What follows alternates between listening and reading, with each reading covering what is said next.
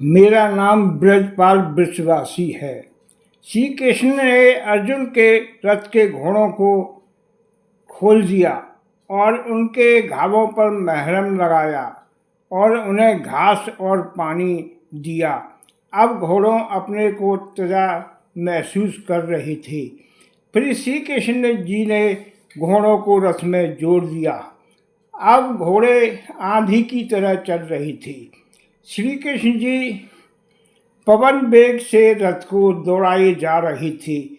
यह देखकर कौरव योद्धाओं को अचरज हो गया कि श्री कृष्ण जी आगे बढ़ते जा रहे हैं। कौरव योद्धाओं ने रथ को रोकने के लिए अनेक प्रयास किए, पर अर्जुन ने अपना शंख बजाया और कौरव वीरों को युद्ध के लिए चुनौती दी। कौरवों ने अर्जुन के रथ को चारों तरफ से घेर लिया। अर्जुन अपने बाणों से उनके अस्त्रों को काट रही थी और तेजी से जयद्रथ की तरफ बढ़ते जा रही थी। सूर्य अब पश्चिम में ढलने लगी थी। कौरवों को देखते ही देखते श्री कृष्ण आगे बढ़ रही थी। संजय ने कहा, हे राजन, अर्जुन अपने रथ को आपकी सेना के अंदर तक ले गई। कौरवों ने सोचा कि आचार्य द्रोण और अर्जुन को रोक लेंगे, पर आज अर्जुन किसी के रोके नहीं रुक रही थी। सभी को घायल कर अर्जुन श्री कृष्ण के दोनों आगे बढ़ रही थी। उन्हें कोई नहीं रोक पा रहा था। सभी कौरव सोचने लगे कि आज अर्जुन जयद्रथ का वध कर देगा और आज ही महाभारत युद्ध को खत्म कर देगा। अब कौरवों को चिंता होने लगी। उन्होंने सभी ने मिलकर अर्जुन को रोकने की कोशिश की। अर्जुन सभी के रोके नहीं रुक रहे थे। तभी जयद्रथ की रक्षा के लिए अनेक वीर उसके चारों तरफ इकट्ठे हो गए। दुर्योधन भी आचार्य द्रोण से दिए गए कवच को धारण कर अर्जुन से युद्ध करने आ गया। उन्हें देखकर सभी ने हर्ष करना शुरू कर दिया। अब जयद्रथ की रक्षा के लिए दुर्योधन के अनेक वीर आ गए। श्री कृष्ण ने कहा कि दुर्योधन को रोकने तुम्हें आया है, वह इसलिए ऐसा युद्ध करो कि पारस दुर्योधन तुम्हारे भाइयों को दुख देने के मशहूर है। इसी के कारण आज तुम लोग दर दर भटके थे और महारानी द्रौपदी का अपमान इसी के कारण हुआ था। आज इसका वध करने में विलम्ब मत करना। आज इसका अंत कर दो। जैसे इंद्रदेव ने वृत्रासुर को मार डाला था, इससे तुम्हारा कपट से राज ले लिया और तुम्हें वन वन घूमने के लिए मजबूर कर दिया। द्रौपदी का अपमान भी इसी के कारण हुआ था, इसलिए मारने में इसे कोई बुराई नहीं है। फिर अर्जुन ने कहा, हे केशव, आप जैसा चाहते हैं वैसा ही मैं युद्ध करूंगा। मेरा रथ दुर्योधन के सामने ले चलो। आज द्रौपदी के अपमान का बदला मुझे इससे चुकाना है। अब अर्जुन और दुर्योधन आमने सामने आ गए। दुर्योधन ने अर्जुन को आगे जाने से रोक लिया। तभी कौरवों को चिंता हुई। दुर्योधन ने कहा कि अगर अर्जुन तुम पांडुपुत्र हो तो मुझसे युद्ध करो। फिर दुर्योधन ने अर्जुन पर प्रहार करना शुरू कर दिया। अनेक बाण घोड़ों को लगे। दुर्योधन ने श्री कृष्ण के छाती पर अनेक बाण मारे। श्री कृष्ण की छाती में लगने से उनका चाबुक हाथ से छूट गया। फिर अर्जुन ने दुर्योधन पर अनेक बाण चलाए। दुर्योधन के कवच से टकराकर बाण पृथ्वी पर गिर गए। फिर अर्जुन ने अनेक बाण दुर्योधन पर चलाए, मगर कवच के कारण सभी बाण निष्फल हो गई। फिर श्री कृष्ण ने कहा, हे अर्जुन, तेरा गांडीव इतना कमजोर कैसे हो गया है? मुझे इसका उत्तर दो। फिर कवच आचार्य द्रोण ने दिया है, इसलिए मेरे बाण इस कवच को नहीं तोड़ पा रहे। तब अर्जुन ने कहा कि मैं अब अपना ब्रह्मास्त्र प्रकट करता हूँ। अब अर्जुन ने दुर्योधन पर ब्रह्मास्त्र चला दिया, पर अश्वत्थामा ने बीच में आकर उस ब्रह्मास्त्र को काट दिया। फिर अर्जुन ने कहा, हे केशव, अब मैं इस ब्रह्मास्त्र का प्रयोग दोबारा नहीं कर सकता हूँ। तब अर्जुन ने कहा कि इस तरह से युद्ध करो कि कवच से बाहर के अंगों को घायल कर दो। फिर अर्जुन ने कहा कि मैं ऐसा ही करूँगा। अश्वत्थामा का धनुष काट दिया। फिर अर्जुन ने कहा कि मैं इस अस्त्र का प्रयोग नहीं करूँगा। अब अर्जुन ने दुर्योधन पर बाण मारने शुरू किए। उसके कवच के बाहरी अंगों को अर्जुन ने बाण मार मार कर घायल कर दिया और उसकी हथेलियों में भी घाव कर दिए। अब दुर्योधन को असह्य पीड़ा होने लगी और दुर्योधन के सारथी और घोड़ों को अर्जुन ने मार डाला। फिर अर्जुन ने बाण मारकर दुर्योधन के बाहर के सारे अंगों को घायल कर दिया। अब दुर्योधन को असह्य पीड़ा होने लगी, वह तड़पने लगा। उसके बचाव में अनेक कौरव वीर आए, चारों तरफ से अर्जुन को घेर कर बाण वर्षा करने लगे। अर्जुन का रथ धूल और बाणों से ढक गया। फिर अर्जुन ने अपने बाणों से वर्षा कर दी, सभी बाणों को काट कर गिरा दिया।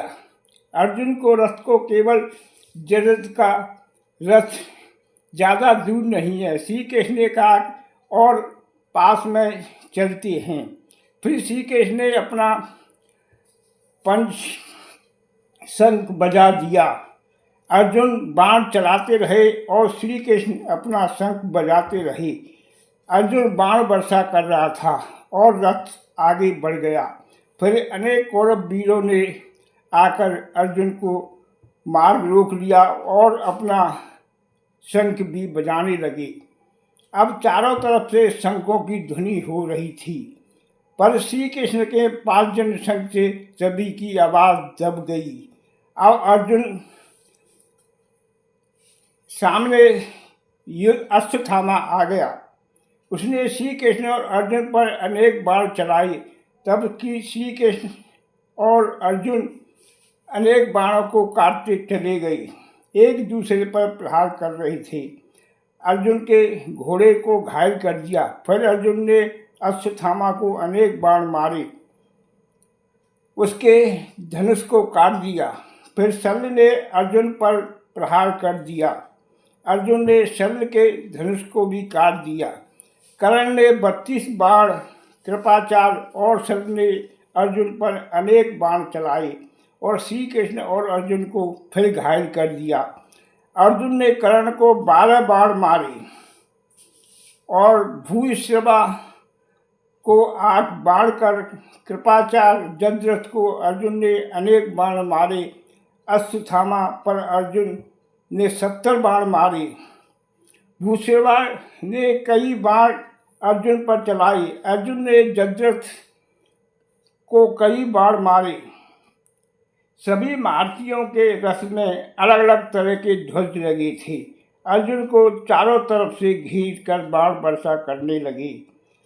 अनेक बाणों छोड़कर अनेक सैनिकों का अर्जुन ने वध कर दिया। अर्जुन के रथ को कौरव ने चारों तरफ से फिर घेर लिया। वह दिन का तीसरा पहर था। आचार्य द्रोण के सेना का फिर विध्वंस शुरू कर दिया। पांचालों ने भी कृपाचार्य से युद्ध करना शुरू कर दिया। ऐसा लग रहा था जैसे देवासुर संग्राम में हुआ था। भीमसेन विकट युद्ध कर रहे थे। आज भीमसेन को रोकने के लिए अनेक आए, मगर कोई न रोक सके। युधिष्ठिर ने आचार्य द्रोण पर अनेक बाण मारकर आचार्य को घायल कर दिया। फिर आचार्य ने अनेक बाण मारकर युधिष्ठिर पर चलाए, उसका धनुष काट दिया, युधिष्ठिर के घोड़ों को मार डाला। सभी ने समझा कि युधिष्ठिर का आचार्य ने वध कर दिया, पर युधिष्ठिर ने फिर बाण चलाना शुरू किया। फिर तब लोगों ने समझा कि अभी युधिष्ठिर जिंदा हैं। आचार्य ने उसके सभी अस्त्रों को काट दिया, उसके रथ को तोड़ दिया। अब युधिष्ठिर जमीन पर खड़े थे। युधिष्ठिर ने अब असहाय खड़े थे, क्योंकि चारों तरफ से बाण बरसा कर आचार्य ने जैसे ही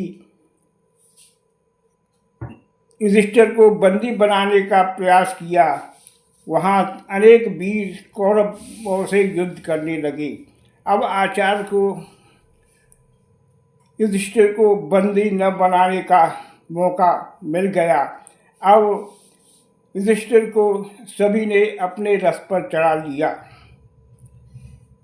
अब युधिष्ठिर ने कहा कि हे भीमसेन, मैंने सात्विकी को अर्जुन की सहायता के लिए भेज दिया है और अर्जुन और सात्विकी का कोई समाचार नहीं मिल रहा है। इसलिए आप किसी भी तरह जाओ, और अर्जुन से ज़्यादा मुझे अब सात्विकी की चिंता लग रही है, क्योंकि सात्विकी का न कोई स्वर सुनाई दे रहा है और न किसी का कोई समाचार मिल रहा है। फिर सात्विकी का पता लगाने के लिए भीमसेन ने धृष्टद्युम्न से कहा, हे भ्राताश्री, भ्राता युधिष्ठिर को मैं आपके भरोसे छोड़ रहा हूँ, इसलिए आप युधिष्ठिर का पूरा ख्याल रखना। फिर धृष्टद्युम्न ने कहा, हे भ्राताश्री, जब तक मैं जिंदा हूँ, जब तक आचार्य बड़े भैया को बंदी नहीं बना सकते हैं, इसलिए आप निर्भय होकर जाओ। और भीमसेन युधिष्ठिर के कहने से अर्जुन का पता लगाने के लिए चल दिए। देखा कि सात्विकी एक तरफ युद्ध कर रहे हैं। उन्होंने सात्विकी के रथ से अपने को आगे निकाल लिया। भीमसेन ने देखा कि अपने शंख की ध्वनि और तेज कर दी। श्री कृष्ण युद्ध करने के लिए अपना शंख बजाया, भीमसेन ने भी अपना शंख बजाया। इस तरह से शंखों की ध्वनि होने लगी। चारों तरफ शंखों की ध्वनि के बीच भीमसेन आगे बढ़ते चले गए। पांचाल सेना भी उसके पीछे पीछे चल दी। अब भीमसेन को रोकने की कोशिश की, मगर भीमसेन चारों तरफ से घेर लिया। भीमसेन को मार डालने के लिए हाथी की सेना लगाई गई। भीमसेन ने अपनी गदाओं से हाथियों की सेना पर ऐसे प्रहार किए, मार मार कर हाथियों के ढेर लगा दिए। फिर आचार्य दौड़ भीमसेन के सामने आई और कहा, हे भीमसेन, अर्जुन तो मेरी आज्ञा लेकर अंदर गया था, मगर तुम चाहो तो मुझसे आज्ञा लेकर अंदर जा सकते हो। फिर भीमसेन ने कहा, हे आचार्य, अर्जुन तुमसे आज्ञा लेकर नहीं गया है, वह तुमको हरा कर गया है। इसलिए मैं अपने गुरु नहीं, कौरव सेना के प्रधान सेनापति को देखूंगा। तब आचार्य ने कहा, बिना मुझसे युद्ध किए नहीं जा सकते हो। फिर भीमसेन ने कहा, हे आचार्य, तुम अपने धर्म का पालन करो, मैं अपने धर्म का पालन करूंगा। इस तरह से आचार्य के रथ पर भीम ने गदा घुमाकर फेंकी। आचार्य का रथ टूट गया, आचार्य जमीन पर गिर गई। भीमसेन ने फिर दूसरे रथ को तोड़ दिया। भीमसेन ने अनेक बाणों से कौरव सेना में हाहाकार मचा दिया। दुशासन भीमसेन से युद्ध करने लगा। भीमसेन ने कौरव के 3 पुत्रों को मार डाला। उसके पुत्र भीमसेन पर प्रहार करने लगे। भीमसेन ने अपने बाणों से अनेक महारथियों को मार डाला। अपने ही गदा से अनेक वीरों को भीमसेन मार रहे थे। भीमसेन को आचार्य ने फिर रोका। भीमसेन ने आचार्य द्रोण का रथ समेत उठाकर दूर फेंक दिया। फिर आचार्य दूसरे रथ पर आए। इस प्रकार से भीमसेन ने आचार्य द्रोण के 8 रथों को फेंक दिया। अब भीमसेन ने देखा सात्यकी कौरव सेना से युद्ध कर रहा है। भीमसेन आगे बढ़ गए। भीमसेन अर्जुन को देखना चाहते थे और उन्होंने देखा कि आगे अर्जुन युद्ध कर रहे हैं। फिर द्रौपदी उत्तरा को लेकर अपने शिविर से बाहर आई। उसने कहा, हे पुत्री, दोनों हाथ जोड़कर सूर्यदेव से प्रार्थना करो कि जब तक अर्जुन जयद्रथ का वध न कर दे तब तक सूर्यदेव अस्त न हो। हे पुत्री, यह तुम्हारा अधिकार है। उत्तरा ने दोनों हाथ जोड़कर सूर्यदेव से प्रार्थना की, हे सूर्यदेव, जिसने मेरे पति का वध किया है, आज जब तक उसका वध न हो तब तक आप अस्त न हो। मेरी आपसे प्रार्थना है। भीमसेन के आचार्य के 8 रथों को तोड़ दिया। फिर उससे युद्ध करने के लिए कर्ण आया। अब कर्ण और भीमसेन का युद्ध शुरू हो गया। अनेक तरह से दोनों में युद्ध होने लगे। फिर बाणों से भीमसेन ने कर्ण को हरा दिया। अब भीमसेन का युद्ध विकर्ण से हुआ। विकर्ण से भीमसेन ने कहा, हे भ्राता, मेरे सामने से हट जाओ। तुम धर्म के प्रतीक हो। तुम्हें मारकर मुझे कोई खुशी नहीं मिलेगी। पर विकर्ण ने कहा, हे भ्राता भीम, यह मेरा कर्तव्य है। फिर दोनों तरफ से युद्ध होने लगा। भीमसेन ने विकर्ण का वध कर दिया। अब भगदत्त और सात्विकी का युद्ध चल रहा था। दोनों में भयंकर युद्ध चल रहा था। भगदत्त के बाणों से सात्विकी घायल हो गया। तब जैसे ही भगदत्त ने घायल हुए सात्विकी पर तलवार से वार करना चाहा, अर्जुन ने उसे देख लिया और अर्जुन ने बाण मारकर भगदत्त को घायल कर दिया। तब भगदत्त ने कहा, हे अर्जुन, मेरा और सात्विकी का युद्ध चल रहा था। पीछे से आपने मेरे ऊपर वार किया है। ऐसा तुम्हें किसने सिखाया था? फिर अर्जुन ने कहा, जब सात्विकी बेहोश हो गया था तुम उसका वध करना चाहते थे। मेरे पुत्र अभिमन्यु की मृत्यु पर तुमने ऐसा किया था। तुम्हें ऐसा करना नहीं चाहिए था, इसलिए मैंने तुम्हें पीछे से बाण मारा। भीमसेन और अब कर्ण का दोबारा युद्ध शुरू हो गया। दोनों में कोई हार जीत नहीं हुई। उसी समय सभी ने देखा कि सूर्य का प्रकाश कम हो गया और एकदम सूर्यदेव गायब हो गए और वहाँ पर अंधेरा छा गया। अब जैसे ही सूर्यदेव गायब हुए, पांडव सेना में हलचल हो गई। अब जयद्रथ बार बार कह रहा था, हे धनुर्धर अर्जुन, अब अग्नि समाधि लो। अब कौरव पक्ष खुशी से नाचने लगा। जयद्रथ और सभी लोग वहाँ अर्जुन का अग्नि स्नान देखने के लिए आ गए। वहाँ पर समाधि के लिए अग्नि जलाई गई। फिर अर्जुन अपने धनुष को छोड़कर आगे बढ़ने लगे। तभी श्री कृष्ण ने कहा, हे पार्थ, बिना अपना शस्त्र लिए अग्नि समाज लेने जा रहे हो, इसलिए अपना धनुष और तरकस रखकर अग्नि की तरफ समाधि लीजिए। श्री कृष्ण ने कहा कि बिना गांडीव और अक्षय तत्व के बिना समाधि कैसे लोगे? अर्जुन ने अपना धनुष और अपना बाण लेकर जैसे ही अग्नि के पास पहुँचे, अचानक से आकाश में सूर्यदेव चमकने लगे और उजाला हो गया। अब उसे देखकर जयद्रथ घबरा गया और कौरव भी घबरा गए कि ऐसा कैसे हो गया। सूर्य तो अस्त हो गया था और अब कैसे एकदम सूर्य देव दिखाई देने लगी। इस तरह से अब जजरथ भागने लगा। तभी श्री कृष्ण ने कहा कि अय अर्जुन, देखो सामने जजरथ है, अभी सूर्यास्त नहीं हुआ है, इसलिए ऐसा बाण चलाओ कि इसके सर कटकर इसके पिताजी की गोद में पड़े। अगर ऐसा नहीं हुआ तो अनर्थ हो जाएगा।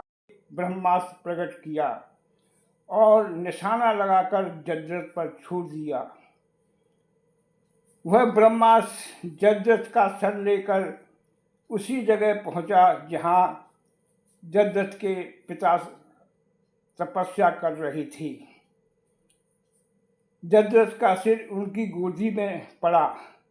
अचानक से उनकी साधना भंग हो गई और वे उठ खड़े हुए। जैसे ही जजरथ का सर जमीन में गिरा, उनके पिता के सर में एक विस्फोट हुआ। इससे अग्नि में बाप बेटा दोनों जल गई। फिर अब चारों तरफ से अर्जुन की वाहवा होने लगी कि उन्होंने जजरथ का वध कर दिया है। जिस जजरथ के कारण तुम्हें मृत्यु हो गई थी, आज मैंने उसको मार डाला है, इसलिए पहला फूल मैंने आपके समर्पित किया है। कुछ लोग कहते हैं कि श्री कृष्ण ने अपनी माया से सूर्य को ढक लिया था। ऐसा नहीं है।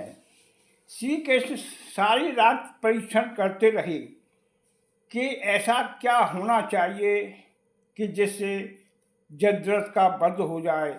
उन्होंने ग्रह नक्षत्रों में अन्वेषण किया। उन्होंने पाया कि कल शाम को सूर्यास्त से पहले पूर्ण सूर्य ग्रहण है। इसी हिसाब से श्री कृष्ण ने शोध करके पता लगा लिया कि शाम को सूर्य ग्रहण होगा। इससे मौका जजरथ अवश्य आएगा और अर्जुन उसका वध कर देगा। श्री कृष्ण ने जैसा चाहा वैसा ही हुआ और जजरथ वध हो गया। अब पांडवों में हर्ष और कौरवों में बातक छा गया। सभी भाइयों से प्रार्थना है कि हमारी वीडियो अच्छी लगे, लाइक करें, शेयर करें, कमेंट करें और चैनल को सब्सक्राइब करें। नमस्ते जी।